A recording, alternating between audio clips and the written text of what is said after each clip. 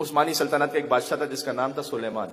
गुजर रहा था नजफ अशरफ से और मौला अली के एहतराम में, अगरचे कि इसका ताल्लुक अहले तशय्युअ से नहीं था, लेकिन मौला अली के एहतराम में अली का मज़ार नजर आया, सवारी से उतर गया, कहता अली के एहतराम में पैदल चलूंगा। उसका एक वजीर था काजी अस्कर, नासिबी था। वजीर ने कहा नकले कुफर कुफर नाबाशत में समझाने के लिए मैं कह रहा हूं, कहा आप तो जिंदा बादशाह हैं, अली तो मुर्दा बादशाह है, नऊजुबिल्लाह।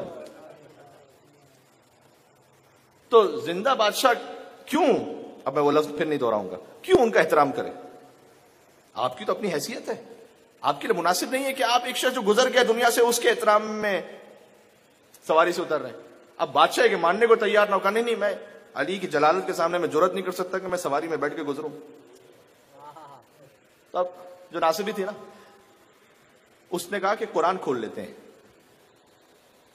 देखें बात वही है कि कुरान से अगर कोई गुमराही लेना चाहे कुरान ही में, तो कुरान उसको गुमराह भी कर देता है फिर।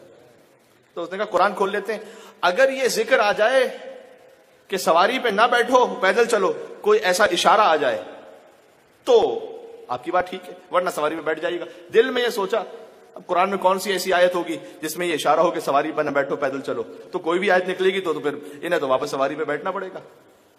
बादशाह ने कहा चलो ठीक है, कुरान को खोला। मैं कुर्बान हो जाऊं अली इब्न अबी तालिब की, कुरान को खोला, आयत निकली सूरह ताहा की, फखलअना अलैक इन्नका बिलवादिल मुक़द्दस तुवा, ऐ मूसा अपनी नालैन को उतार दो, तो मुकद्दस वादी में हो इस वक्त।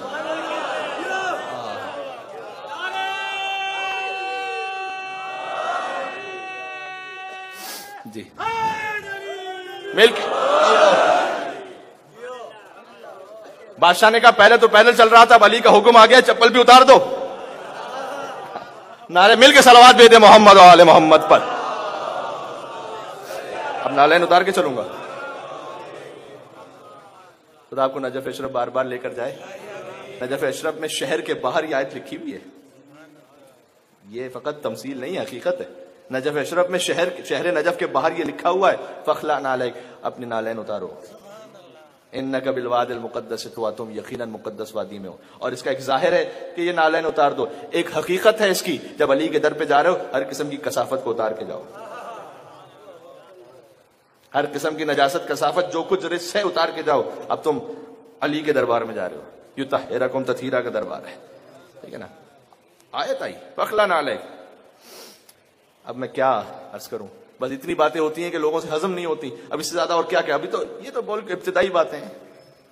आवाज उनको बहुत दूर दूर तक जा रही है, बहुत मैसेज चला जाए सब तक कि आप जरा सा कोई मारिफत के मकाम को ऊपर बढ़ाइए तो बाद भाइयों को शक होने लगता है, अरे भाई ये तो मुसलमान भी रहे कि नहीं रहे।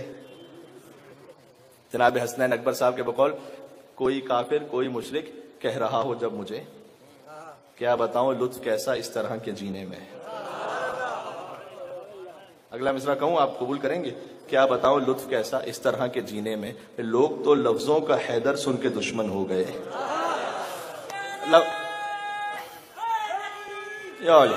बात मुकम्मल होने दें। क्या बताऊं लुत्फ कैसा इस तरह के जीने में है, कोई काफिर कोई मुशरिक कह रहा हो जब मुझे, क्या बताऊं लुत्फ कैसा इस तरह के जीने में, लोग तो लफ्जों का हैदर सुन के दुश्मन हो गए, वो अली किसको सुनाऊं जो मेरे सीने में। अभी तो वो सुनाए।